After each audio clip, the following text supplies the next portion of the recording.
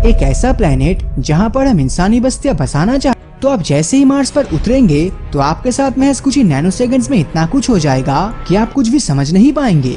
आप जैसे ही इस लाल प्लेनेट पर अपना पहला कदम रखेंगे वैसे ही आप खुद को धूल से भरे हुए तूफान के बीच में पाएंगे। इसके बाद आप इन तूफानी हवाओं के कारण आपको एक 1.5 टन फोर्स का झटका लगेगा। इतने भयंकर झटके के बाद आपके बॉडी की सारी हड्डियां टूट जाएगी और आप बेहोश हो जाएंगे। फिर आपको जब कुछ सेकंड बाद होश आएगा तो आप देखेंगे कि आप एक क्रेटर में पड़े हुए हैं और आपके बॉडी की सारी हड्डियां टूटने का आपको एहसास होगा। आपकी इस कंडीशन के पीछे जिम्मेदार होगी 300 किलोमीटर पर आवर की स्पीड से चलने वाली धूल भरी हवा जुपिटर प्लेनेट। आप जैसे ही जुपिटर पर उतरेंगे तो आपका सामना इतनी चीजों से होगा कि आपको लगेगा कि जुपिटर से अच्छा तो मार्स ही था। यहाँ उतरने के बाद आप सबसे पहले मिलेंगे जुपिटर के 650 किलोमीटर पर आवर की स्पीड से चल रही हवाओं से। इन खतरनाक हवाओं से टक्कर के बाद अब आपका सामना होगा धरती पर होने वाली लाइटनिंग से 100 गुना तेज लाइटनिंग यानी बिजली से। अब मान लेते हैं कि आप इन सभी मुसीबतों के बाद जिंदा बच जाते हैं तो अब आपकी टक्कर होगी